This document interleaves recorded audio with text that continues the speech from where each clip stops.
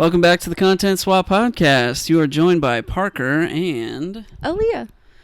And this time, you may notice, if you are watching on video, we are sitting outside. Getting some fresh air, some vitamin D. Yep. We've been trapping ourselves in the house. We have been trapping ourselves in the house a little bit. Except yesterday we were out for a while. Yeah. Came back and trapped ourselves in the house for for the rest for of the the nighttime. evening. Yeah.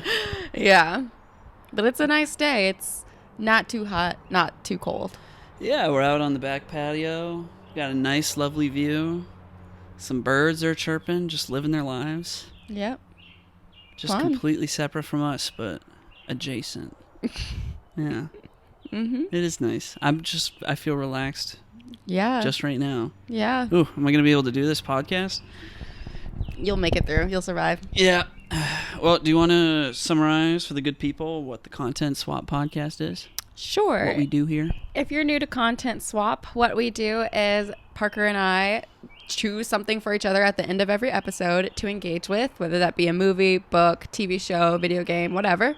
And then the next episode, we talk about those things. So that's what it is. That's what we're here to do. We have never recorded outside before, so apologies if the audio is all jacked up on this episode. We're holding the microphones in our hands for the first time, which so far seems fun and relaxing because we can sit back, but we'll see how it plays out. I feel like I have a death grip on mine, though. I feel like yours looks more relaxed. Oh, Do yeah, I look like I'm death gripping? You definitely look like you're death gripping. Right now. I'm trying to keep it still. I don't know. I'm afraid. I think you're fine. Okay. My only worry is that because we have the gain on our audio interface pretty much always set super high, and that's because sometimes we're over here and sometimes we're right here, and Right. we can always just catch our audio. I'm like worried I'm going to be talking close so to the microphone like this. I'm looking at the audio levels and it's does this suck right now, Honestly, dear listener? Though, because I will listen to our podcast in the car, Yeah. and I have to turn up my volume That's so true. high. Yeah, I noticed that too. Yeah, so honestly, this might make it better. Yeah, we'll see. Yeah. I know we just don't want it to sound muffled. That would be the one thing. Yeah. Well, isn't that the point? Like we don't want that, Oh, isn't that the point of these squishy things that are on our Well, yeah, microphones? that is the point of the squishy things, but Better be doing the its phone job. things. Yeah. Well, we'll see how it goes. Yeah. Anyway, any fun updates since the last episode that you would like to get into before we start talking about our pieces of content? No, I kind of dropped everything because my internship started. Yeah. And it's early mornings. I'm up very early. I get home, and when I get home, I'm passed out already. I eat dinner and I go to sleep. So been putting a pause on playing games, on reading, which kind of sucks because I was really enjoying the things I was engaging with. But, once I get used to my schedule, I can pick those things back up. Yeah, and it's Memorial Day weekend. Ooh, somebody So loud. Somebody is zooming. We got a rocket ship flying I know. past us right now. Why was that so loud? Anyway. Yeah, people love their fast, loud motorcycles. Yeah. Anyway, yeah, well, it's Memorial Day weekend, so Yeah. we'll have a both little have bit of a Monday chance off. to chill tomorrow. For sure. I want to finish this book that I started and haven't picked up since I started it. Yeah. Because there's so many other books that I want to read. So Yeah. Excuse You me. getting behind on books? I know. What is going on? I know. It's stressing me out, actually, because on Goodreads, how you set your challenge for how many books you want to read. Oh, yeah. And mine's you're one book behind. And I'm like, no. Uh-oh. No.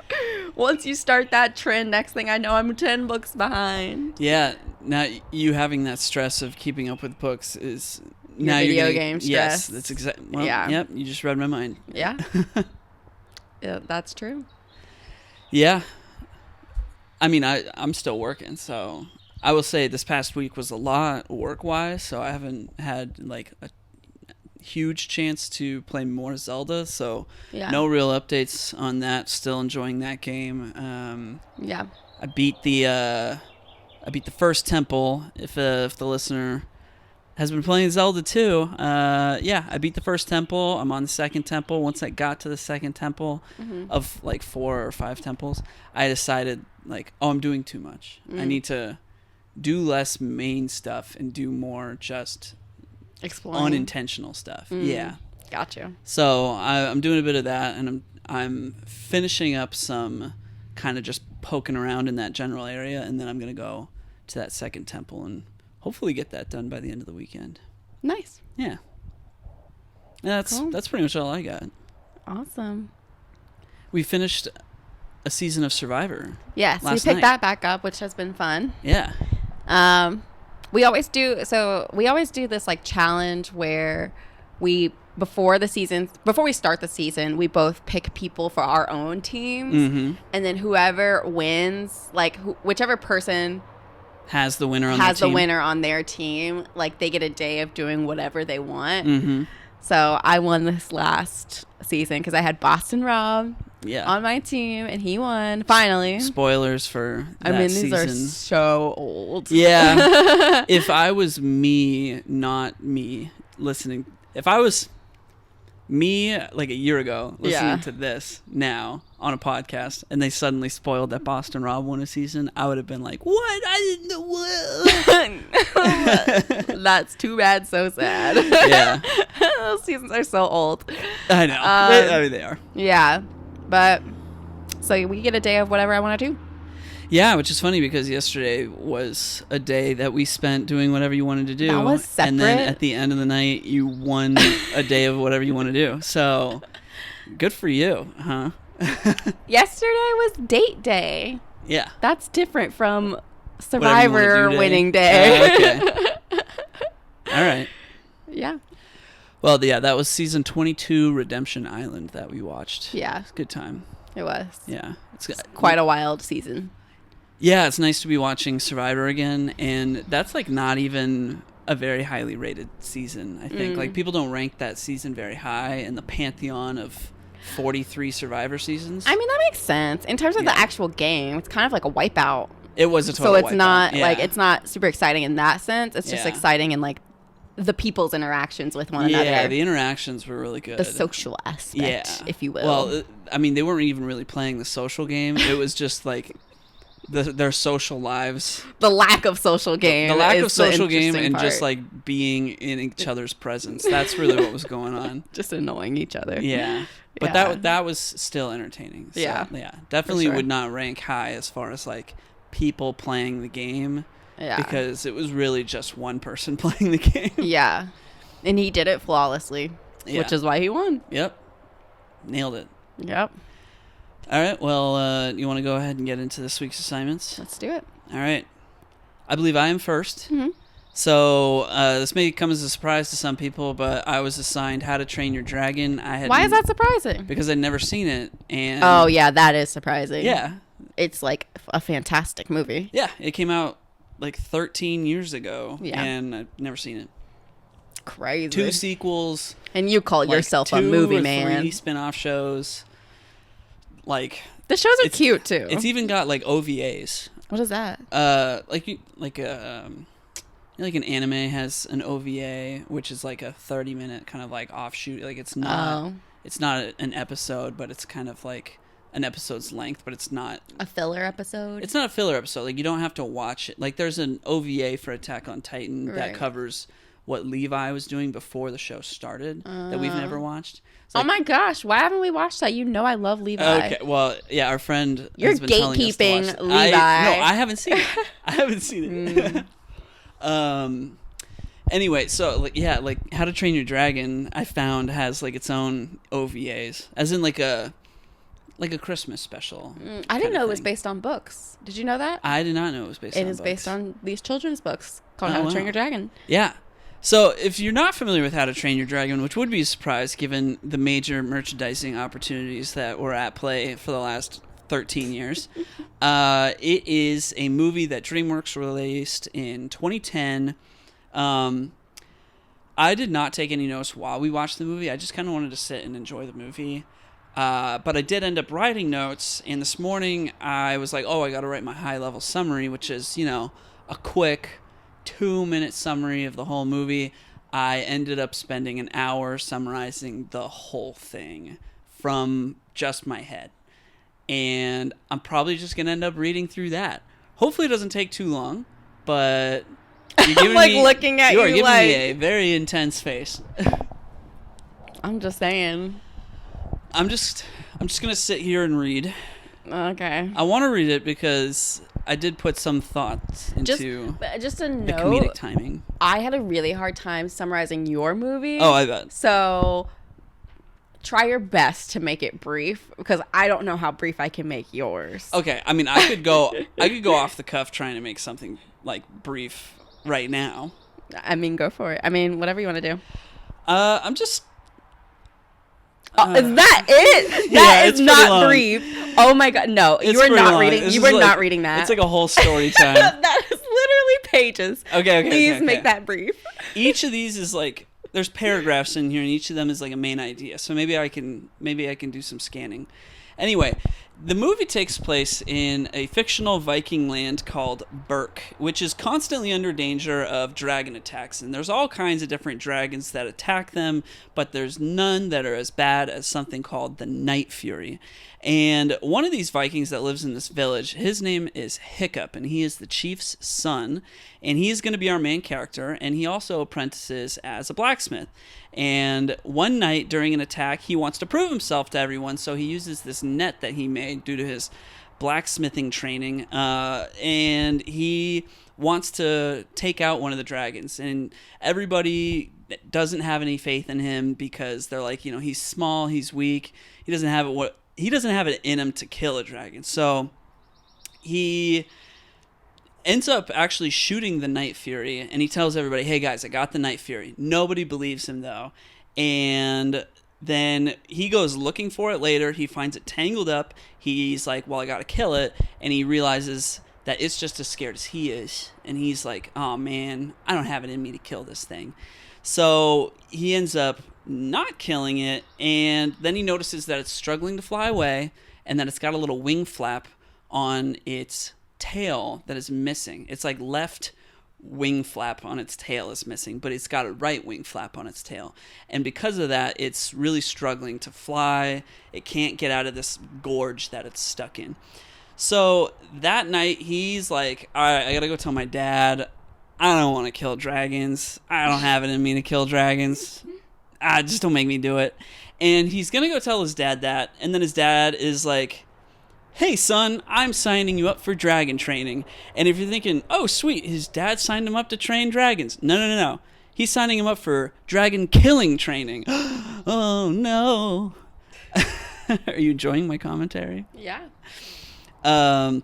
So for the next significant portion of the movie, Hiccup is devising ways to befriend the dragon, who he names Toothless because he has no teeth, other than when he's eating, his teeth pop out. And all the while he's so freaking cute. It is really cute. Like, Toothless is adorable. A great character. I'm he's probably my favorite character of... He doesn't even have lines because he's a dragon, but he's probably my favorite character. He has lines with his personality. Yeah. He's hitting all of his marks. I will say. Phenomenal actor, that dragon. Yes. So while he's befriending the dragon on the side and not telling anybody about it, he is attending dragon training, and he's applying these lessons that he's learning from teaching Toothless, or like just forming a bond with Toothless. He's applying his lessons from that towards his dragon training, and kind of figuring out that like dragons are essentially dogs, but with wings, and they can breathe fire, and we don't have to kill them. So using his blacksmithing training, he creates this wing flap system for Toothless that actually requires Hiccup himself to be sitting on the back of Toothless to keep that flap open, which he does successfully, and they do some flying, and that's like a whole fun thing that they do. Well, he's nearing the end of his dragon training, and he's doing so well that he's told that he's going to get to participate in the final dragon training ceremony, which is killing a dragon. Uh-oh, he doesn't want to do that.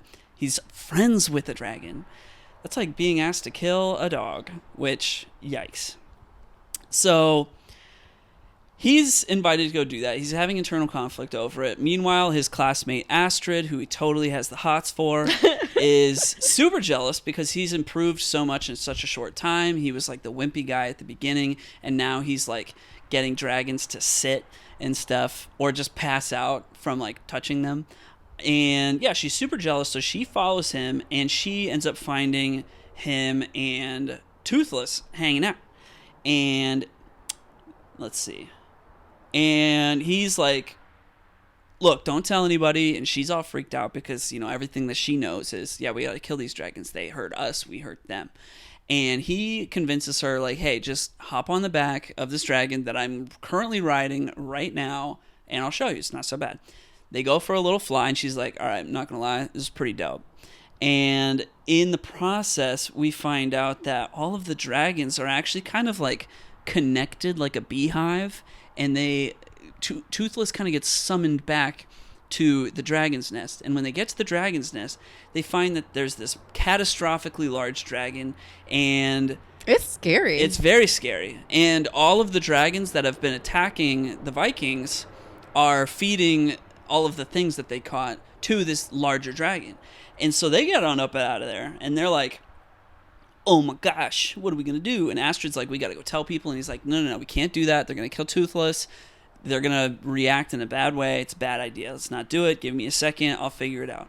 Well, the next day he goes to his final dragon training test, which is, again, killing a dragon. The whole village is there. His dad is there. He's like, oh, can't wait to see my son kill a dragon.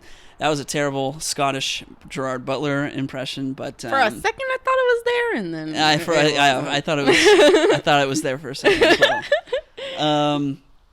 So, and his dad is like monster dragon slayer extraordinaire. You know, like he wrote the book. Literally, there is a book on how to kill dragons. He like basically literally wrote the book on how to kill dragons. And he's sitting there watching, and Hiccup's like, all right, I am not going to kill this dragon. I'm going to try to reach out to it. And he takes like all his armor off and like he puts the weapons away, and he's reaching out to the dragon. And his dad is baffled sideways. He cannot believe a single thing that he is seeing right now. He's like, no, stop the duel.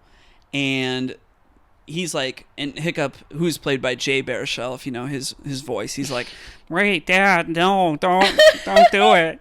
And and his dad is like, I said stop the duel. And he like smacks down his hammer. Well, the sound of the hammer startles the dragon, and now like that's so dumb on his dad's part. Like you do, like why would you cause an abrupt like sound when your son is inches away from a dragon with no weapon? I was just about to make a comment on that. Yeah. Like Hiccup is now running and screaming from the dragon every which way now, thanks Dad. Right. And Toothless hears him screaming from like all the way from the gorge, which, you know, I don't want to get too nitpicky about that. But maybe they have special hearing. It's just very long distance away. Maybe it's like, you know, like on Twilight when they imprint, it's like you just know something's up because you've imprinted. Sure, yeah, we can roll with we'll go with the imprint method. So Toothless comes to his rescue in like the dragon arena, but now everybody wants to kill Toothless because one, he's a dragon, and that's killing them is what the Vikings do. Two, he's a Night Fury, which is the bad of the dragons. So they're like, Hiccup's dad decides to capture Toothless because Hiccup's like, wait, Dad, no, don't hurt Toothless. And Hiccup ends up having a conversation with his dad and is trying to reason with him. And he tells him, like, hey, the dragons, they're just as scared of us as we are of them. And there's an even bigger dragon in the dragon's nest, which only a dragon can find, and they have to do all the killing for that dragon. Well, his dad hears dragon's nest and is immediately triggered and is like, all right, well, if there's a dragon's nest and there's a way to get to it, I'm going to round up everybody and we're going to go take over the dang thing. Which is exactly what he decides to do. And Hiccup's like, wait, no, Dad. And then he's like, you're no son of mine. And then he walks off and he takes all of the Vikings on all of their ships, and they use Toothless as their guide, and he's like all strapped in on this ship. They go, they find the bigger dragon, they find they find the dragon's nest, and they flush out all the dragons, and they're like, yeah, we win, because they're a bunch of idiots. And they with the one guy who's like, is that it? Yeah. It's like, that's all. Cool. Then the bigger dragon shows up then to F up some S, I will say. And that thing is so scary. Yeah, it was a very scary dragon. Yeah. He decimates a ton of the Viking ships and probably people. Thanks, Dad. And while back at home, Hiccup and his dragon training friends, they are left with nothing to do. So Hiccup decides, like, all right, here's what we're going to do. We're going to round up all of the dragons that we've been captured and using for dragon training. We're going to teach ourselves and these dragons that we can ride on them. We're going to do that, and we're going to get going. And that's what they do. And they show up to help save the Vikings because they're getting decked by this Giga Dragon. And they do some dragon fighting, and stuff's getting destroyed, including the ship that Toothless is on. And he starts to fall into the water, and Hiccup dives in to save him, but he can't do it. And all of the kids at home watching their hero and his pet are drowning, and they're everybody's an emotional mess, of course. And then his dad swoops in, picks up Hiccup, and then goes back in to release Toothless, and then Hiccup and Toothless are back together again. It's like Ash Ketchum getting his Pikachu back kind of a moment. It's like the power couple has arrived to the fight. And they do some maneuvers. They get the Giga Dragon to start following them. They come up with some ideas where they get like really high in the air, and then they kind of just dive bomb down with the Giga Dragon following them. And the simplest way of describing like what happens next is that the Giga Dragon essentially ends up like kamikazing into the ground head first, which then one kills that dragon, but it also causes a massive explosion, and Hiccup and Toothless are struggling to get away. And in the aftermath, Hiccup's dad finds Toothless, and we are left thinking like, oh no, like Hiccup has perished. There has been a fatality. He's donezo. Oh my gosh, and that's funny. Toothless then opens up his wings, and boom, Hiccup is alive. And the kids in the theater or at home are bawling their eyes out. Mm-hmm. It's, oh my gosh, it fade to black. Mm-hmm. Hiccup wakes up at home. Toothless is there. He's all surprised. He's like, you're not supposed to be in my house. And then he looks down. His left foot is gone. He now has a prosthetic left foot. But he takes it in stride because him and Toothless are now both missing a part of their left sides together. And they're more alike than ever before. And now all of the villages... Sorry. V-words. What is that? Oh, it's a scroll. I'm sorry. I thought it was like a fair or something. I was like, what is that? It looks long. We were recording a podcast. I know. I'm sorry. I got distracted. You're like the dog in Up. I like, knew you were going to say that. Yep. Because I like to watch the wildlife out here. Yeah. And it looked different than a typical squirrel. So I saw that squirrel. It looked looked squirrely. long. Okay. It looked long. It was just the way that it had jumped. Anyway, I'm sorry. You're good. Well, now all of the Vikings of Berk are befriending dragons left and right. Everybody's happy. Then Hiccup gives the whole closing narration about how everything in Berk kind of sucks, but the pets are pretty great. And now every kid at home wants a dragon as a pet. Let the merchandising opportunities begin, baby. Boom. Including myself, who was old when this movie came out. Well, older when this movie came out. And to this day, they have a Toothless Build-A-Bear, and I want it. And, I'm just waiting for the day where someone grants me permission to go make this Toothless Build-A-Bear. Yeah. I grant you permission to go build this Toothless Build-A-Bear. Perfect. Don't tell me that, because I will go let's tonight. Go. Yeah. Well, maybe not tonight, but the mall 30 minutes away has a Build-A-Bear. Yes, so, yeah. and I want that Toothless so bad. It's so cute. Toothless is by far my favorite character. I think in animated history, Toothless is probably my favorite animated character. Wow. He's just so cute. He has so much personality. Like, when he smiles and he's got no teeth and his like tongue is flapping in the wind. It just warms my heart. Yeah, it's like they nailed it. Yes. That like, perfection. Yeah, it's great. So, yeah, that's the whole movie. Did you enjoy my summary? Yes, you did a good job making it brief. Thank you. Even though you went through majority of the movie. I did go through pretty much the whole movie, but yeah. Good job. I know. I tried with the comedy. I was a little nervous. Yeah, I hear you. I hear you. Yeah. So as far as what I thought about the movie, I was kind of thinking about like why I hadn't seen the movie, and I think I wasn't interested when it came out. One, because I was 16. I was just kind of into different things at that time, but also like even now as I'm watching it, like. You can kind of tell that those main side characters that are his friends they're like Rugrats characters. Yeah.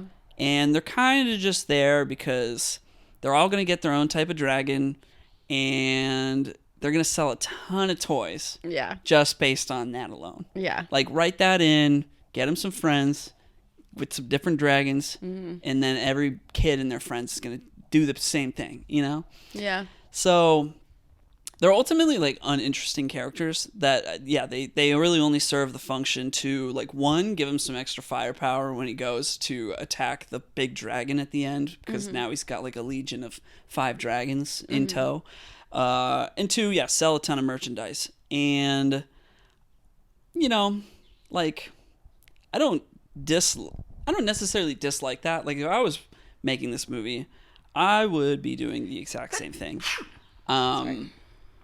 But I don't know. Like I didn't find the friend characters very interesting. That's fair. And I didn't really like the design. Like for a movie that's about dragons and has Toothless, which is an amazing character. Yeah. And is honestly like peak dragon character design. Yeah. Like peak. Yeah. The rest of them are just like. I don't really like the designs of all the other dragons. I like the Giga Dragon's design. That very scary, as you said. Really cool. Kind of T-Rexy. Yeah, kind of T-Rexy. Kind of dinosaur, like a dinosaur. But the 2-headed dragon, that like there's 2 twin characters. Yeah. They get a 2-headed dragon. Hate that design. Honestly, hate those 2 characters. I'm wondering. I think what it might be and why you don't like it is I think they were drawn to be very similar to the book. Oh. And so with the children's book, they're very kind of like cartoony, like silly looking dragons. Yeah. And I can give more information about the redesign they did for Toothless. Okay. Because Toothless did not look like that in the books. So.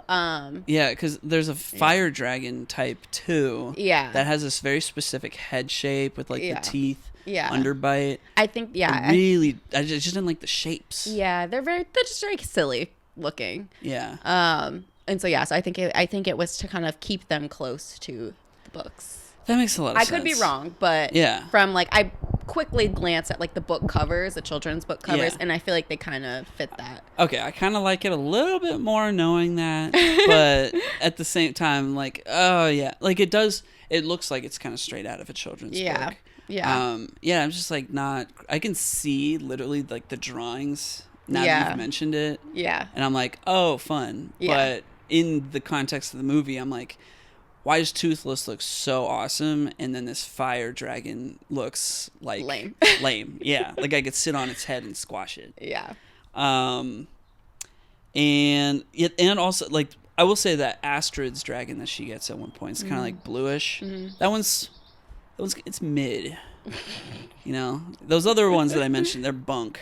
What does that mean? We are not 15. I know. I'm going. I'm hitting the slang I'm right like, now. I don't know what those words are. And in Toothless's peak. Ew. There's a 15-year-old cringing at home. I'm Cringing. Yeah. I don't even know what you're saying. Future me listening to this is cringing right now. I don't know what you're saying. I will say, now that we've watched this, I mean, I did really enjoy it. We do have to watch the sequels. Yes, because I haven't seen the one where there's the girl Toothless. Yeah, so, okay, it turns out that's the third one. Okay. I got mixed up. I've seen the second one. I think I've seen the second one too. Okay. I don't think I've seen the third one. Okay. He gets a little older. and then Yeah. eventually gets a beard. Probably by the end and of doesn't the he have third like an one. earring? Like he gets a little swag. Yeah. Yeah. Well, I know in the second one he's like a lot older, and because in this first one he's so young, like he looks like, and it's 2010 animation, which is still like pretty good at that time, but at the same time, not great. Yeah. He looks like Sid from Toy Story. With like Justin Bieber hair. Yeah, with Justin Bieber hair, and I really don't mean any of that in a good way. But then. I don't think they ever were good. I know. I don't think there's anything good to take from that. You're right. Yeah, none of that was good. That was just insult. Just shots fired. But I will say, I did look at the posters for the newer movies. Yeah. And I looked at his character design. He's a little He looks older, and better. the animation's better. I'm like, oh, okay, he looks cool. I do Yeah. think the name Hiccup is lame. Really? I like it. I mean, I get it, but it's like, it's like for him to then get cool, like I'm Hiccup. Like, Hiccup. No. What a weird word. Yeah, and you can't go by Hick, and you can't go by Cup, so he's kind of just stuck with that name. You know, you get used to it and you don't even think about it. H-Man. Oh my gosh. So let's see what else I have on here. I did think it was actually really well written. Yeah. So like all the emotional things that are going on in this movie, like I called them out when I was giving my summary, but they were called out because this movie is actually nailing how it wants the audience to feel, and it's like it's achieving that perfectly. Like it knows you're gonna feel this way right now. Yeah. And that's why I'm saying like, oh yeah, all the kids are feeling this way at home because I'm watching it and I'm feeling that. So it did a really good job with that. And I do like the fact that he and Toothless are both, by the end of the movie, like missing pieces of themselves. Because like individually, they're pretty all right. Like they can still function somewhat on their own. But together, they're unbeatable. And no different than anyone else would be in a dragon riding combo. You know? Yeah. Yeah, that's cute. Yeah. It's cute. And that's everything I really had written down. But Nice. I can talk about whatever else, other thoughts you have, in fact. There's actually a lot of facts about this movie. I only chose a few just for the sake of time. But like I said, this movie series was based on a set of books by an author named Cressida Cowell. And so I talked about the redesign. Cressida! I talked about the redesign for Toothless. So in the books, Toothless, I think, is a little bit smaller, and is also green and red. And so Toothless is not black in the books. But the animators reached out. Well, after talking to the author of the books, they all agreed that they could do a redesign for Toothless. Okay. And they took a lot of inspiration from various things. So in terms of like appearance, they made him black because they were inspired by one of the designers or animators had on their desktop background like a Black Panther thing, and so that like inspired them to like make Toothless black. That makes a lot of sense. The face of Toothless is inspired by like salamanders, but also Stitch. So the directors of these movies actually directed Lilo and Stitch. They used to work for Disney. They left Disney, and they are the ones who did Kung Fu Panda. Okay. So yeah, so they were part of this project, took inspiration from Stitch, which makes sense. Makes a ton of sense. Yeah. And then a lot of Toothless's like personality is like you said, like dogs, cats. Like they made at first they were gonna make Toothless more like what is it? More like wolf-like. But they decided to go in a more like feline kind of like the way that Toothless moves and things like that. He's got wolf energy. He's got Sigma dragon energy. Oh my gosh. He's kind of like, because he's the only Night Fury, he's kind of got that like loner kind of thing. Yeah. So another fun fact in the animation. So there's a scene where this is when Hiccup and Toothless like first bond, I guess. So Hiccup goes to touch Toothless, and Toothless kind of hesitates, and then Hiccup puts his like hand on his head, and it's like, now they're friends. Like, now they're bonding. Now they're like cool with one another. Was that the imprinting moment? Yes, the imprinting moment. But that hesitation that Toothless had was actually an animation error, but it worked so well and it looked intentional that they kept it. How do you error that? I don't know. I don't know if like the movement, like it wasn't supposed to have that like it glitched? Yeah, I think it was like a glitch. And then they were like, oh, but it works. And so they kept it. Huh. Yeah. Interesting. Yeah. I don't know what an animation error means exactly, so I could be wrong, but it just said it was an animation error, but they liked it so much and it worked so well that they just kept it in there. All right. Yeah. Interesting. Yeah. So due to the popularity of this film, many animal shelters reported that so many black cats were adopted and named Toothless. Oh. Which is so sweet. Yeah. That's awesome. That is sweet. I thought that was going to go in the wrong direction. What do you mean? Like, everybody wanted a Chihuahua because Paris Hilton had one, but then they ended up putting it in the shelter because nobody could take care of a Chihuahua. That happened? Culturally, yes. Oh my gosh. Oh my gosh. I did not know that. Yeah, lots of Chihuahuas were in shelters because so many. Yeah, because everybody wanted a Chihuahua, like in their handbag, like because they wanted to be like Paris Hilton, and then they realized that Chihuahuas didn't have the temperament, like dog temperament that they wanted, and so a whole bunch of them needed to be adopted. I'm shook. I did not know that information. That's crazy. Yeah. Well, no, this is good. It just a lot of black cats. Okay, yeah. No, I'm glad this went the other way. That's great. Good to hear. Yes. Also, and I want to go back and rewatch this part. So, in DreamWorks animation at the very beginning, when it's like the DreamWorks brand logo, it's the kid that's on the moon and he's fishing. Well, apparently in this one for the movie, you see a shadow of a night fury flying through the sky. And it's just for like a very brief moment. So I feel like when we watched this, though, you said that the opening credits thing looked new. I thought, it looked like the newer version of it, but I mean, I could be wrong. Yeah. Okay, we can go back and check. Yeah. I also hadn't seen a DreamWorks movie probably since before this movie came out. So the only reason I wouldn't know. Yeah, the only reason why I thought it felt new is because I remember seeing a few months ago or something like that. They're like, oh, the new DreamWorks thing, and I was like, oh, that's different. Okay. And so I felt like this was the same one, but I could be wrong. Okay. I don't know. It felt like it was new. Yeah. Also, so in the scene where Toothless learns how to smile, that was that's a good scene. Yeah, I like that. It's so cute. That was inspired by one of the animator's infant son who was learning how to smile. And I thought that was a lot of the fun facts. It's like a lot of the animators and everything like that, they were pulling from their lives, like their interactions with their kids and things like that, and that they all put their lives into Toothless, and it's so sweet. They pulled from the right places. Yeah, smart. Yeah. Hiccup is the first teenage protagonist in any DreamWorks animation film. Poe, the panda, he's not. Is he a teenager? I guess not. Is he just adult? A grown man? Yeah. That's just a man. Is a panda. I don't know. Yeah, I don't know. Huh, okay. So I think you'll be interested in this one, especially in the way that you described some of the action scenes. Yeah. So a lot of the flying scenes with the dragons were inspired by combat and aerobatic aircrafts. I mean, that makes a ton of sense. I mean, where else are you going to drive inspiration from, honestly? Yeah. It says, Toothless performs many recognizable aerobatic maneuvers such as loop, snap rolls, and combination. Oh, cool. Yeah.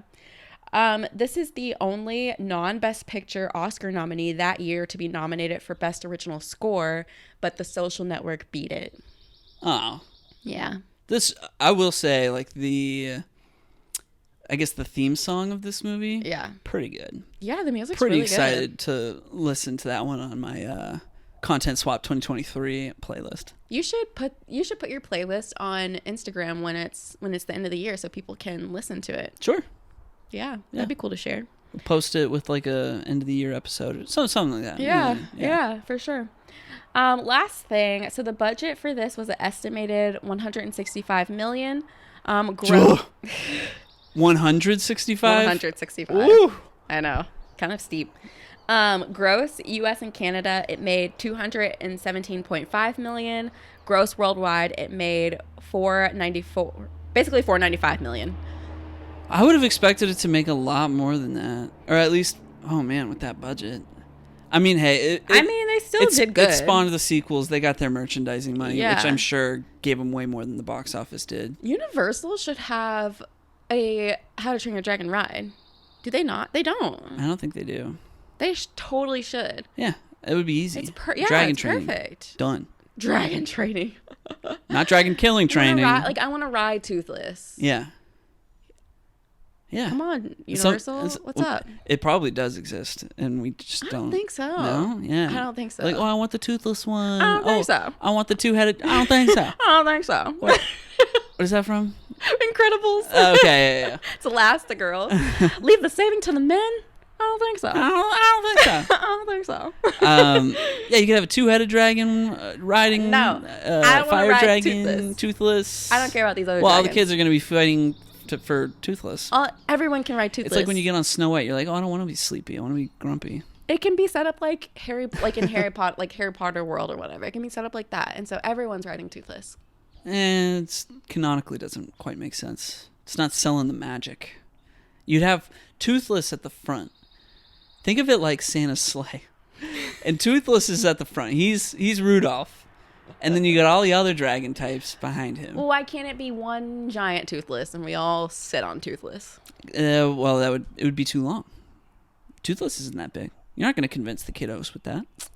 All right. Well, we'll keep brainstorming and send our idea to Universal. Yeah, we got to whiteboard this a little bit. Yeah. Yeah. But I want to ride Toothless. So sounds good. Get on it, Universal. Anyway, that's all that I have. There's so much more about this movie. I highly recommend checking it out. But yeah, I mean, if you haven't seen it, go check it out. Don't be like 16-year-old me thinking he's too cool for school. Literally, you were missing out. Yeah, no, this was a great movie. I am excited to watch the sequels. Like I've seen the second one. I watched it in like college. Yeah. And I thought it was really good. Yeah. And then the third one came out in, I think, 2018. Yeah. And saw the trailers for it. Looks... Yeah. From whatever, I mean, if it's as good as this, let's go. Yeah. I feel like I was never a DreamWorks fan. Obviously, I love Shrek. Yeah. Who doesn't? But other than that, like Shark Tale, I didn't think was a good movie. I just thought it was funny. Yeah, you know. Yeah. So like, I enjoy Shark Tale, but yeah, I was never really into DreamWorks like that. And then How to Train Your Dragon was the first DreamWorks like picture that I was like, that was a phenomenal film. Like I loved that. Was there a tie-in video game for this? Probably. It probably was. Yeah. There's a video game for everything. Not anymore. They don't really do the whole tie-in licensed game thing anymore. Really? Like yeah, in the 2010s they stopped doing that. Oh. I mean, games just got too big to make, you know. That makes sense. Like it was super easy. You could crank out. Yeah. Like, you're making your Cars movie, and you can crank out the development of the game in like 8 months. Yeah. Or 13 months. It probably longer than that. But like the quality doesn't have to really quite be there. These days, it would be way too expensive, and you can't convince people to play it because there's just so many better options. That makes sense. I heard there was a Ratatouille game. Is that true? That is true. You don't cook though. You play. It's a platforming game where you run around as Remy. In Paris? Probably, yeah. But the opening level is like in the lady's house in the country. Oh my gosh, the granny. But, yeah, but are you like trying not to get shot? Let me like, just what is yeah, kind of. Well, I mean, no. There's probably like I think there's combat to it. I've literally watched like the first hour of gameplay for some reason. Okay, I'm gonna sit down and watch someone play the game because I would love to play that. It's not supposed to be good, and you don't cook. Really? I heard it was good. Oh, was it? I don't know. Someone told me it was good. Well, you don't cook. If you want to do some fun cooking with Remy, you should play Kingdom Hearts 3. Well, no, I don't need to cook. I just want to be Remy. Okay. Yeah. All right. My bad. I mean, because in Disney Dreamlight Valley, you can cook. Oh, you can cook with him. Yeah. Yeah. Okay. So, yeah, I don't need the cooking aspect per se, but I just want to run. I want to run around Paris. Yeah, okay. Well, yeah, you might be might be surprised in what you find when you get there, but go for it. I encourage you to check that out. We'll see. Yeah, we'll see. Cool. All right. Is that everything that you wanted to say? That's all I want to say. I'm glad you enjoyed it. I love this movie. Yeah, thanks. It's been a while since I've watched it, so I'm glad we got to sit down and watch it again. Yeah, thanks for the assignment. Hopefully we sit and watch the sequels before the end of the summer. Yes. I want to see the newest one. It looks really cute. Yeah. All right, let's move on. All right, what did I assign you? Oh, goodness. I should have reread my notes, even though I took them this morning. So I was assigned a fun little movie called Warriors of Virtue, which I had literally never heard of. Turns out not a lot of people have. I believe that. That does not surprise me. This movie was absolutely crazy. Mm-hmm. Like, insane. It came out in 1997, I want to say. Okay. This movie makes you feel like you are on drugs. Like, it's insane. I agree. So anyway, the overall summary, and it might be shorter than what you said, but okay. I'm going to try my best. I'm leaving out a lot of detail. We will get to it. Yes. We will fill in the gaps. Sure. But here's just the overall summary. So the story follows a kid named Ryan who's feeling a little bit down because he really wants to play football, but he has, I don't know if it's like an injured leg or... Every description I read called it a lame leg. Okay. Got you. Anyway, there's something up with his leg that requires him to wear a brace, and it limits his mobility a little bit. Like, you see him kind of limping around. And so because of that, he cannot play football, which he really, really wants to do, and reminds us constantly through the movie, even when it feels very out of place. More on that later, because my goodness. Yes. So after following one of his bullies and his bully's friends into like a sewer. Okay, well, hold the phone. He's the water boy for the local football team. Yes. And the football team is about to lose, and he gives them a pointer for a play. Yes. And that makes them win. The quarterback wins, and then his friend gets all up in the quarterback's face because the quarterback takes all the glory. Right. Ryan doesn't get any of it. And his friend is like, hey, he called your winning play. And then the bully quarterback guy is like, come hang out with us. Come hang out with us. But obviously he's up to no good because he's a bully. Yeah. So anyway, they go into the sewer with the bully. Yeah. And his friends. Yes, and the bully's friends. And Ryan's best friend comes with them. And this bully, basically, there's this like long beam that is going across this like whirlpool on the ground. And this bully coerces Ryan to walk across this beam. Now, everyone knows like Ryan has a little bit of trouble walking because of his leg. And so they're like, do not do this. Like, even the bully's friends are like, don't do it. He's just trying to like mess with you. Yeah. Like, this does not seem like a good idea. And obviously Ryan's like really upset because he's like, I want to be able to do what everyone else can do. Like, I hate this. I'm just going to do it. Yeah. And this is a big, dangerous whirlpool. Like, if you fall in, you're probably just going to drown. It literally looks like a toilet, like, just, like, flushing consistently. Yeah. Like, it's very scary and very powerful. And so he walks across this beam, and halfway, when he's kind of at that middle point, there is, like, this chute that, like, shoots out a bunch of water, and it pushes him off the beam into this whirlpool, and you're like, that kid is dead. Yeah. Like, he just gets flushed away, and everyone's screaming. Like the bully actually is like, whoa, man! Yeah, because he just killed a man. Yeah. Yeah, ridiculous. And so somehow Ryan ends. I feel like we forgot to clarify the Chinese restaurant. I mean, is that not okay? Before all this happened, Ryan has a friend named Ming who works at this Chinese restaurant. He's the owner of the Chinese restaurant. He's the owner of the Chinese restaurant. And he's like a chef ninja. Like, he like does all these like martial arts moves while he cooks, and he's like super cool. And he sees that Ryan's like down, on his luck a little bit, like just like feeling really down. He can't play football. He's really upset. And he like kind of gives him words of wisdom of like, you can do great things. Like, don't let this hold you back, yada, yada. And he provides him with this book. That's like this ancient text called the Manuscript of Legends. And he like tells this story about these warriors who are like embody different elements and virtues. Yeah. And like, just kind of like gives him this inspiring story, and Ryan's just kind of like, yeah, okay. Yeah. He like takes the book, and it's all rooted in Taoism. Yeah. Yes. So cut forward, Ryan fell in this whirlpool and wakes up in this magical land, which we learned is the land Tao. And as soon as he like wakes up in this land, people are after him. And it becomes a completely different movie. Yes. I was like, what are we watching? Yeah. Because this was not what I was expecting. After the first shot of the guy in the kitchen of Ming like doing all these cool moves, I was like, oh, this is one of the ninja movies that you love. And it became not something really. So different. Yeah, no. I was like, wait a second, hold the phone. What? So anyway, people are after him. There's like these like knight looking men, like in like knight armor kind of. Yeah. They come after him, but he gets saved by something. We don't know what this something is really. We see a little short snippet of who it might be, and I was just like, what is that? I'll talk about that in just a second. So something saves Ryan. However, the henchman had like taken his backpack, which had this book in it, the manuscript.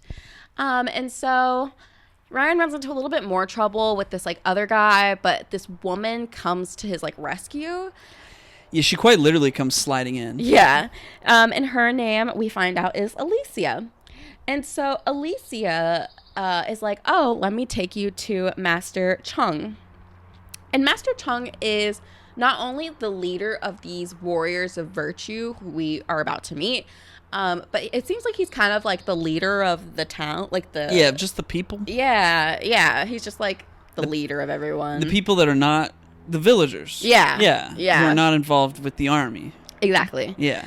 And so Ryan meets Master Chung, and Master Chung is like, well, let me show you. Excuse me. Sorry, I just burped. Excuse me. Master Chung is like, I want you to meet the Warriors of Virtue. And so the Warriors of Virtue turns out are a group of 5. However, there's only 4 right now. Kangaroos. Kangaroo warriors, baby.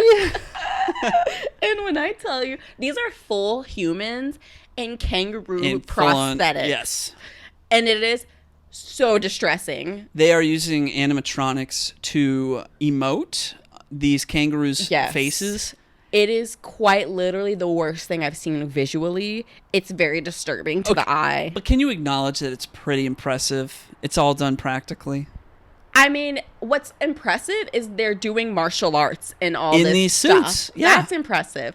However, it's like, it kind of reminds me of, which I've never actually seen these, but I feel like I've seen clips. It reminds me of the old Planet of the Apes. I mean, I just think about like the Teenage Mutant Ninja Turtles. They had to do kind of the same thing. Yeah.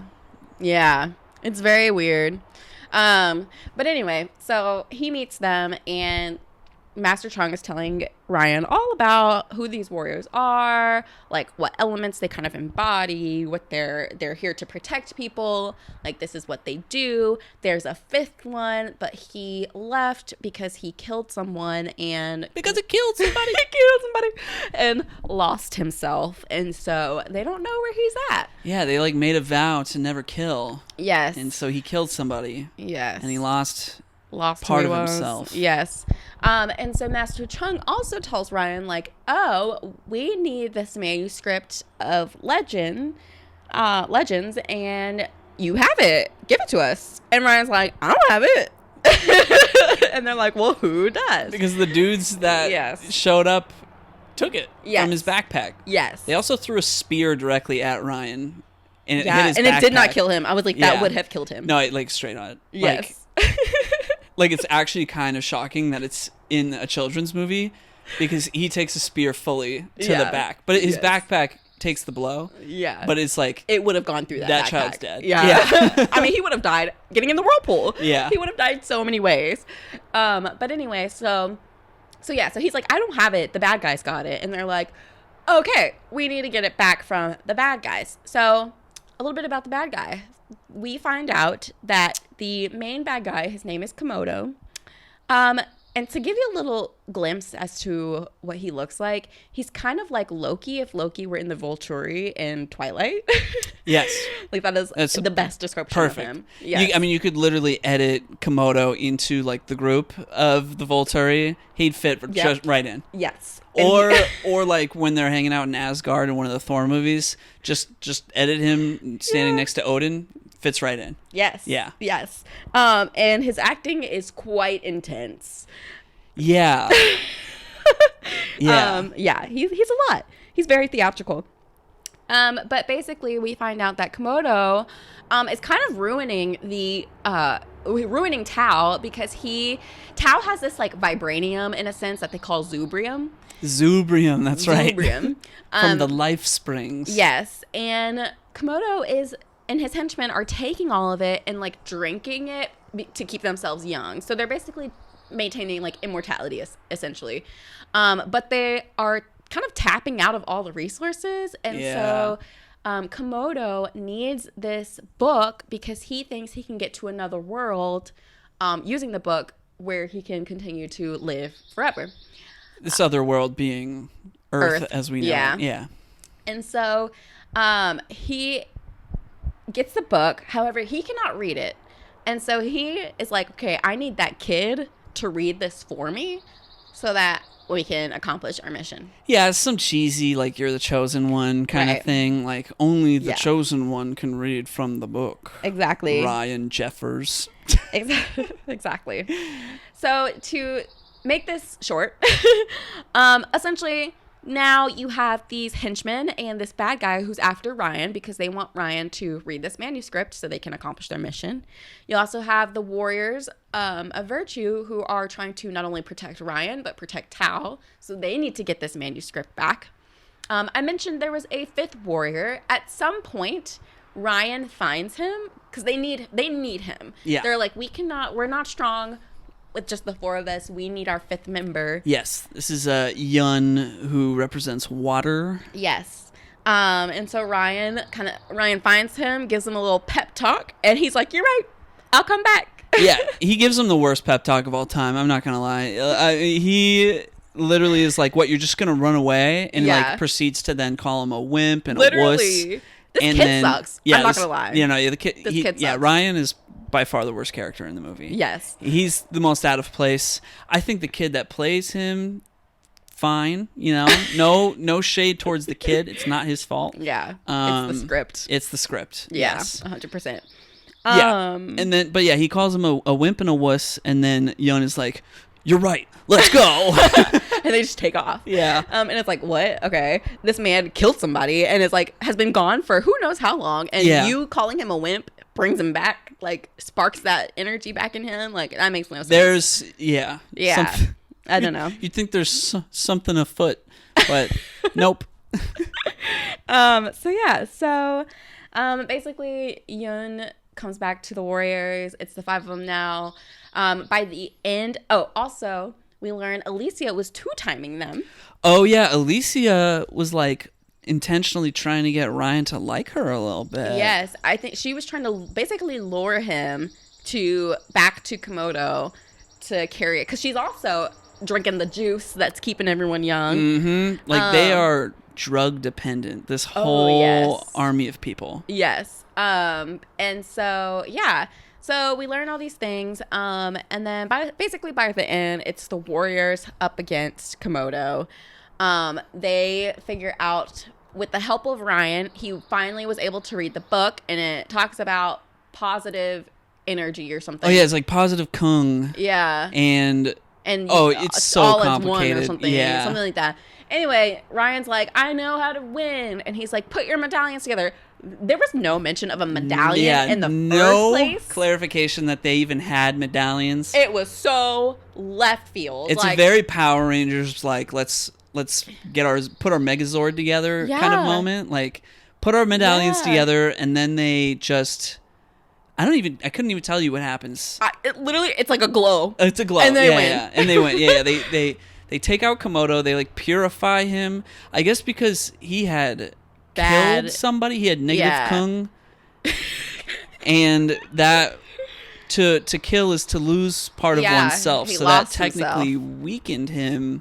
And so their overwhelming positive kung took him out and, like, purified him. Yeah, none of it makes sense. But either way, it doesn't. They defeat him. He becomes, like, a good person again. He's kind of like, it's like he starts over. He starts life over. He's like, where am I? What is this? I need help. And they convince the henchmen, like, all right, everyone put your weapons down. Let's live in harmony. Let's just chill out. We're doing too much. And the henchmen are like, yeah, okay, that sounds good to us. But then, like, Ryan's dying.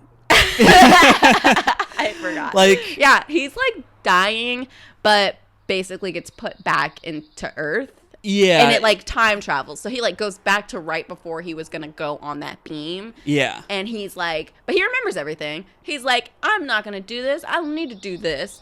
Like, let's go. Let's hang out or whatever. And him and his friend Chucky are just, they walk away. Yeah. And I guess he learns to, like, accept himself and, like, recognizes his own strength. Yeah. He tells Chucky, like, man, do I have a lot to tell you. Yeah. And it's like, if I was Chucky, I'd be like, bro, what are you talking about? Like, you were contemplating crossing this beam, and then you just decided no, and now you're going to tell me this whole story about you hanging out with some kung fu kangaroos? He's on that Zubrium. Yeah, he's on that Zubrium for sure. Because what... And like, the way it ends in the Tao section, like, before he goes back... Yeah. Is like, they're all like, no, Ryan, don't die.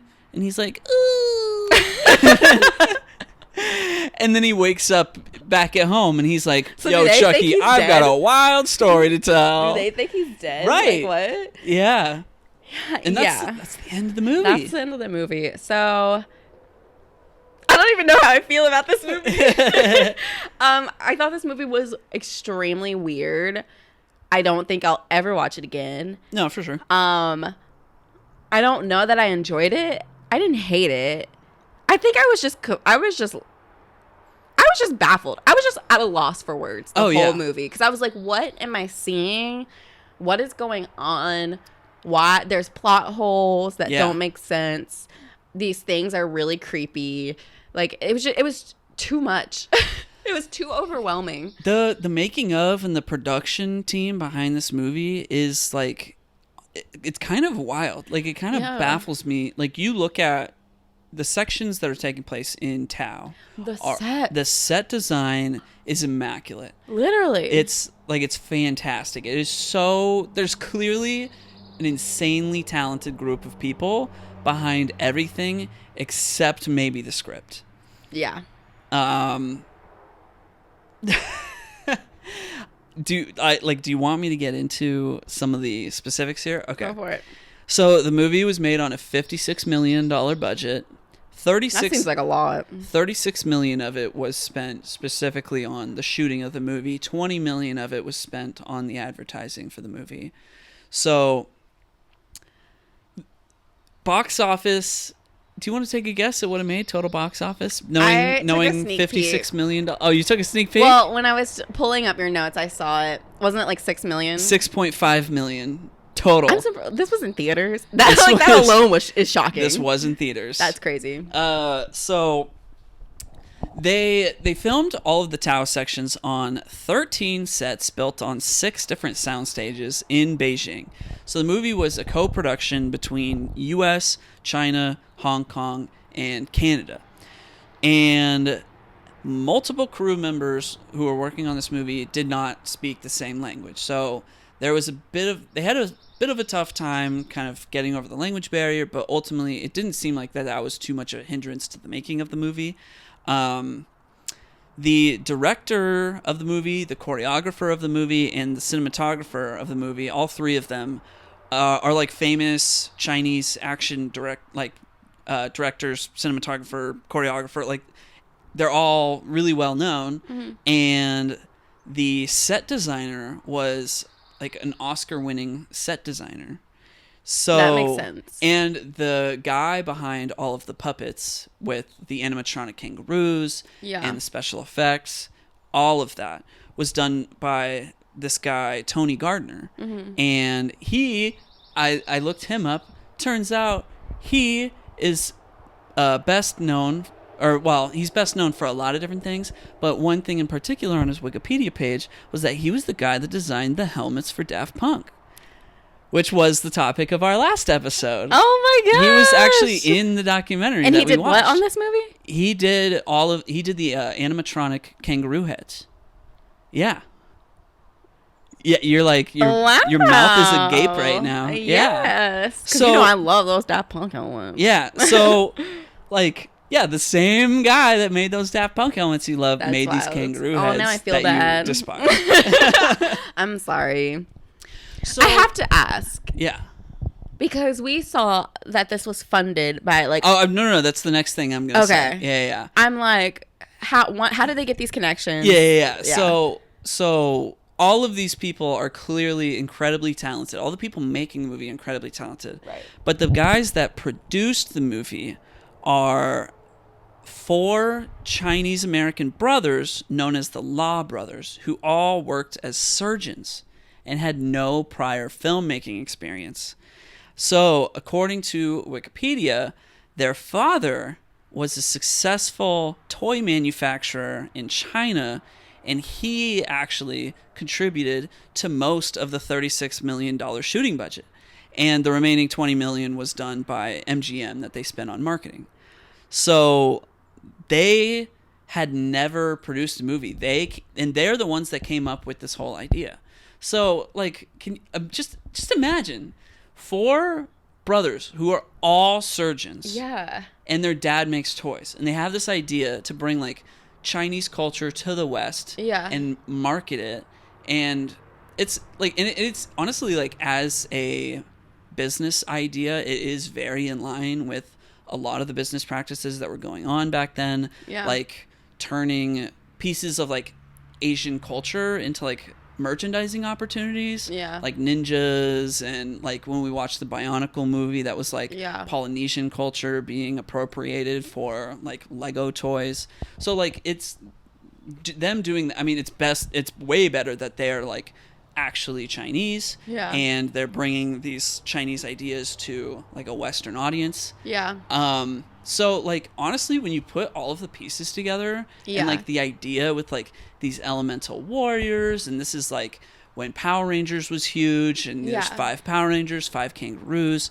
Each of the kangaroos is representing a different element. There's the Teenage Mutant Ninja Turtles, which is dudes in big prosthetic suits. Yeah. You got prosthetic kangaroos. Yeah. And Avatar: The Last Airbender did not exist yet. So the whole elements thing was actually a pretty new thing. And for them to incorporate virtues as well, when you really sit and think about it, it's this was a pretty good idea. No, it's genius. It's just not executed the best. No. But no. I'm what I'm wondering is how did they have the connections to all these people?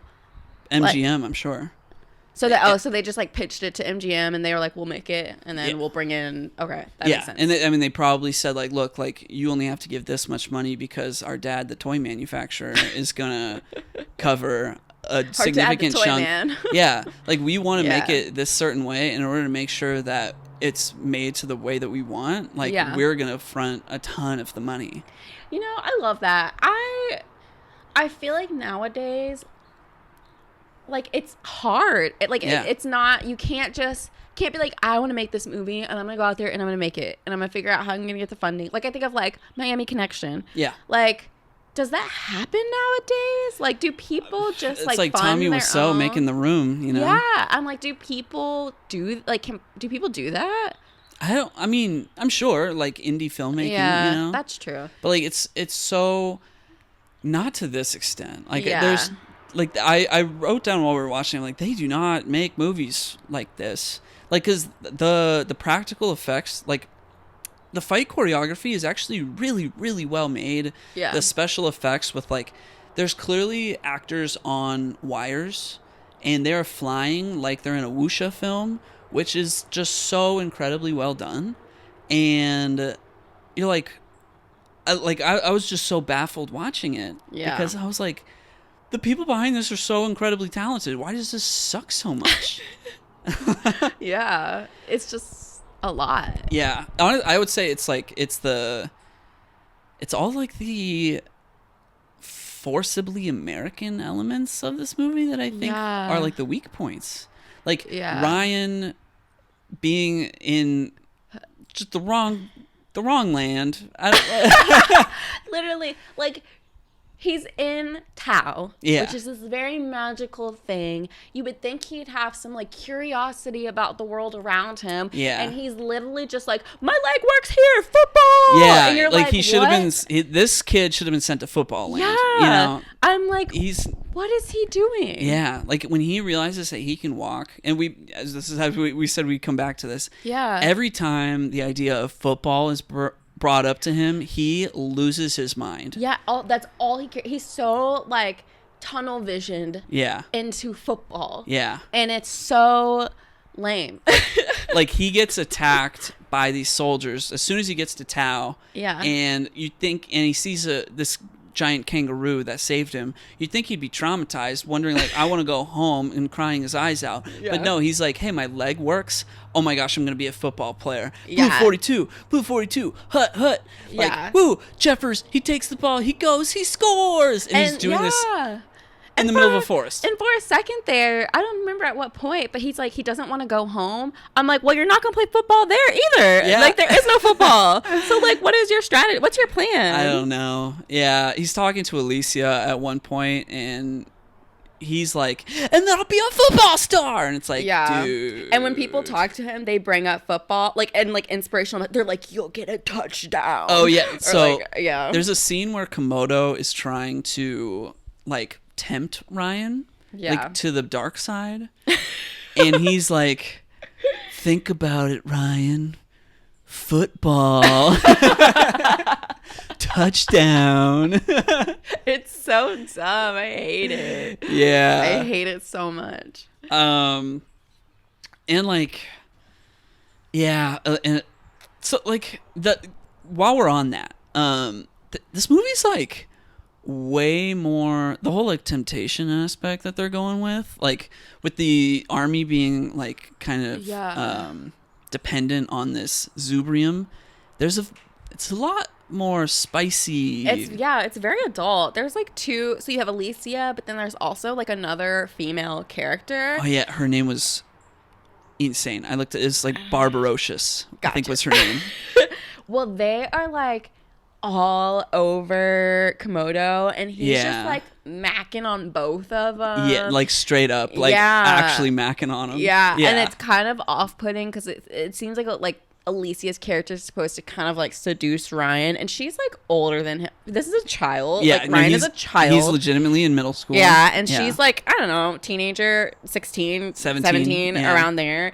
And it's just like weird and off-putting. Super weird. And and I don't know, there's a lot of like adult tones to it that feel not appropriate for the audience that it's supposed to be for. Yeah. And I was crazy about this movie when I was about 4 or 5 years old. Yeah, no, I'm not even kidding. I watched this movie so many times growing up. That's wild. I owned it on VHS, and that's what, for me, this movie was like in league with Mighty Morphin Power Rangers, Teenage Mutant Ninja Turtles, Three Ninjas, Surf Ninjas, The Neverending Story, Hook, Jumanji. I mean, it's a mixture of all of those things. Like, this movie was on that shelf of videotapes that I had. Yeah. And so, to me, this was just, like, another one of these things. And I watched it so many times. Oh, my gosh. Putting it next to Jumanji? Are you crazy? I know. Jumanji is phenomenal. And, like, I think the last time I had watched it before this, it had been a while as well since Yeah. I'd seen it. But I might have been like 11 or something and watched it and was like just really confused by it. And I was watching it now and I was confused by it. But like I followed the story. But like when I was a kid, oh my gosh, I was like, I'm Yun, virtue of water, Cute. doing kicks and stuff in the Doing air. kicks. I think this is like part of why I like kung fu movies Yeah. so much. Is Yeah. like this, Ninja Turtles, Three Ninjas, Surf Ninjas, Power Rangers. I mean, it's all there. Understandable. That makes sense. And you'd think that this movie would have been, or could have been, successful. Especially given that like the action choreography is done by like filmmakers from Hong Kong. Like they don't have. Yeah. I will say between all of these properties that I just named, this by far has the best action choreography. I will say it has a weird stylistic choice of making all of the action scenes seem to be like half of the frame rate of everything else in the movie. You know what I'm talking about? Yeah. It's like they'll have this awesome fight, and it's not that it's sometimes it's happening in slow-mo, but other times it's not. Yeah. But it's literally half the frame rate. Yeah. And it's jarring. Yeah.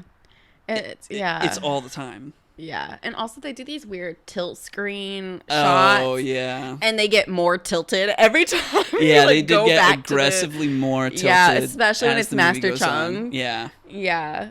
It's an interesting choice. Did we clarify that Master Chung like gets fully killed by Komodo Oh, at yeah. one point? Yeah, he That dies. was traumatic. Yeah. He's got like blood across his face from like honestly this epic slash move that Komodo does. Like he slices the air, it slices a boulder, it slices Master Chung. I'm like, wow, that he should be doing that move all the time because that's a killer move. Yeah, it's also concerning because the warriors are like having a whole funeral for him, and I'm like, okay, but the bad guys are still out there. Does all this happen in one day? Pretty much, yeah. Except maybe 2 days. I think there's a part where Ryan sleeps when he gets there, but like no, straight up, like he gets kidnapped a million times. Master Chung gets killed by Komodo. Komodo then kidnaps Ryan. Yeah. Ryan is being held captive. Ryan gets out of there on his own. Because the warriors they have a full-blown funeral for Master Chung. Yeah, I'm while like, Ryan what are you all doing? Yeah. I'm like, you can grieve Master Chung after you save the town, maybe. Yeah. Because otherwise, everyone will be dead. Yeah. Ryan, he gets out of there, and then he shows up at the funeral. And he's like, guys, what are you doing? And he's like, I can't read the book. I know, yeah. And that's when they have like the whole climactic fight. So on the note of the whole like half frame rate action scenes thing, I don't know how true this is. Like the sources were not the most reliable. This was on Wikipedia, and I checked the Wikipedia source, and it was like from a review that somebody wrote. But apparently one of the critics at a press screening for this movie struggled so much with that whole half frame rate thing that they actually threw up. Yeah. Oh my gosh. Yeah. What? Which is like, that's wild to me.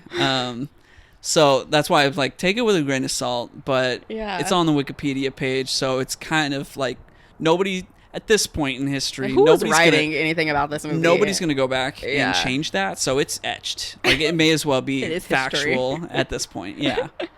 Wow. Yep. Two other quick things. Doug Jones, who is basically famous for being the prosthetics guy. Anytime you see a Hollywood movie with heavy prosthetics, it's probably Doug Jones under there. I'm talking like he works with Guillermo del Toro a lot. So like the fish man in what's it called? The Shape of Water. The Shape of Water. That's Doug Jones. I've never seen that. The goat dude in Pan's Labyrinth. That's Doug Jones. The fish man in Hellboy. So many fishmen. Also, yeah, lots of fishmen. With GDT specifically. That's Doug Jones. So Doug Jones played one of the he played Yi, which was one of the kangaroos. The one that doesn't speak specifically. Gotcha. And yep. Other than that, I just wanted to point out that the guy that did the voice of Yun, I thought his voice sounded familiar. I was like, was that Tahu from the Bionicle movie? Turns out it was. He also does the voice of Piccolo from Dragon Ball Z.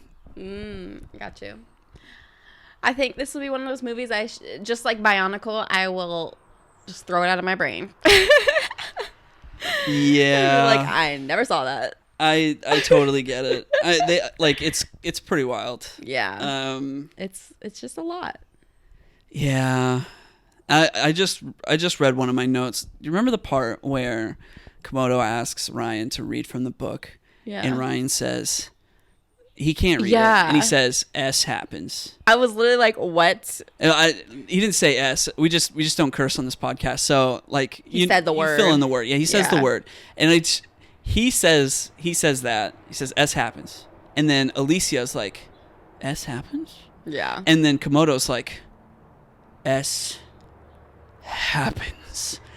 And I'm like, okay, they've said the word at least 3 times now. Yeah. So immediately I go to IMDb to double check. The movie is rated PG.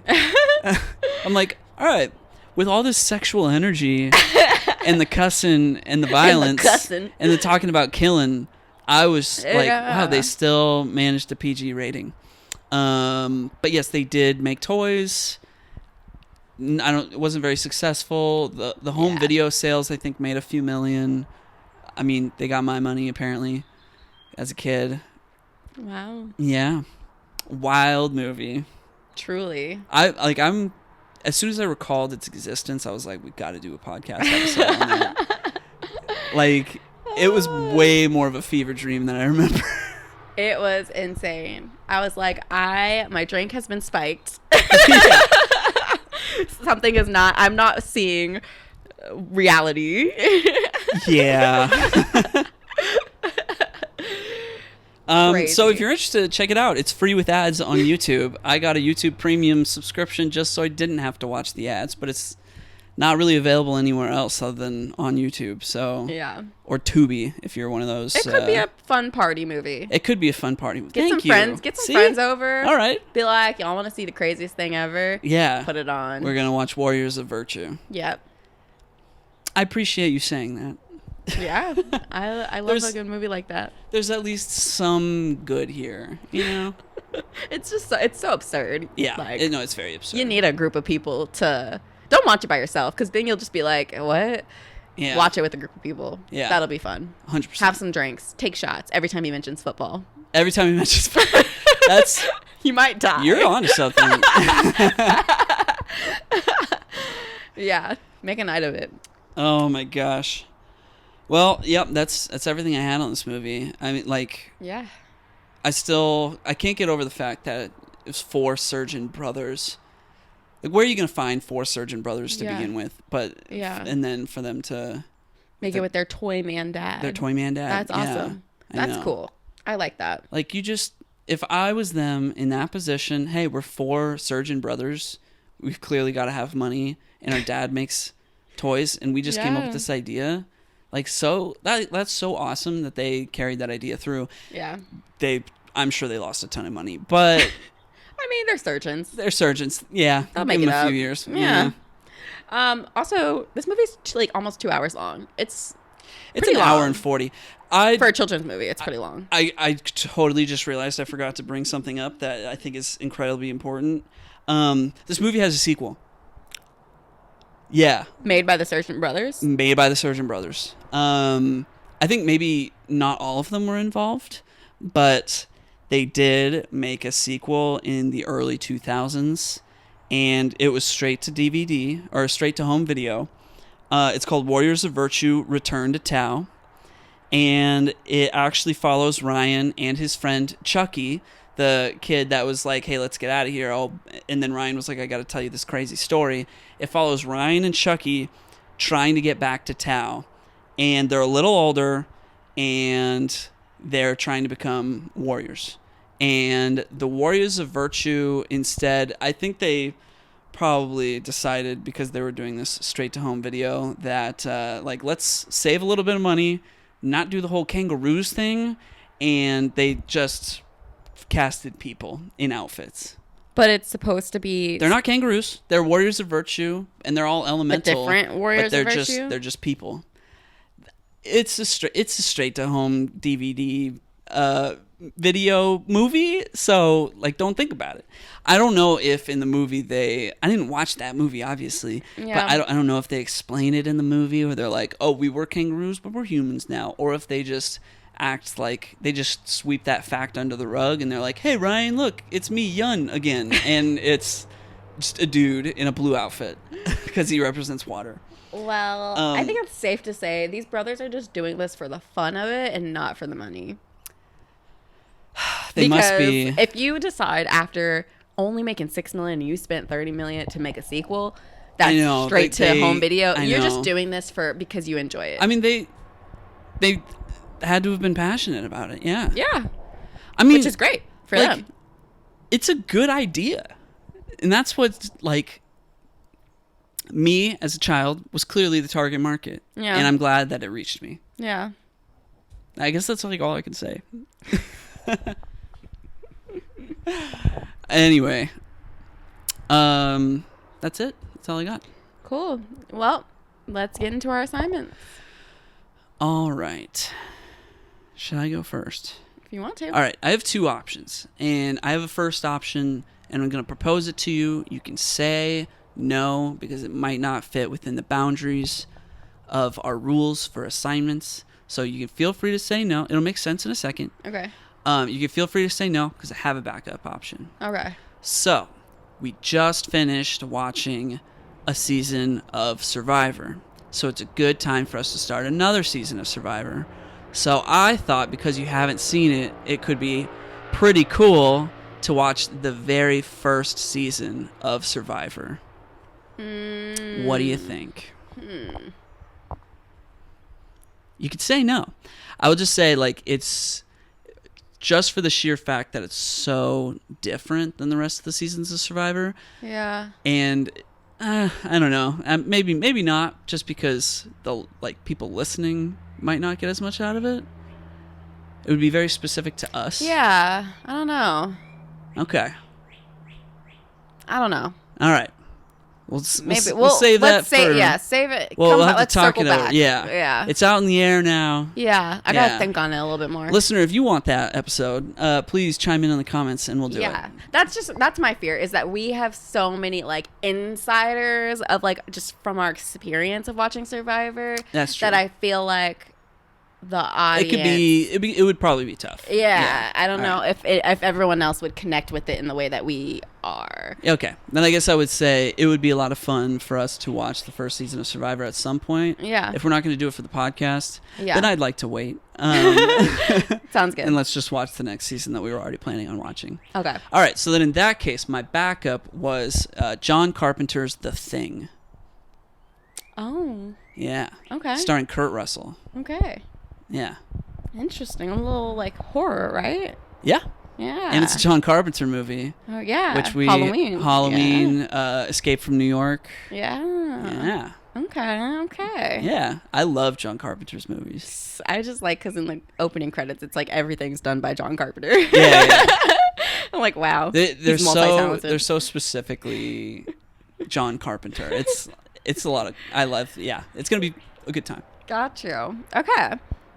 So we've been having a lot of, like, teenage nostalgia this past week. So I wanted to give you a movie that I feel like embodies that. So I'm going to give you Empire Records. Okay, who's in that? Liv Tyler. What's the Renee Zegweiler or whatever? Zegweiler? Whatever her name is. What is her name? Renee Zellweger. I was close.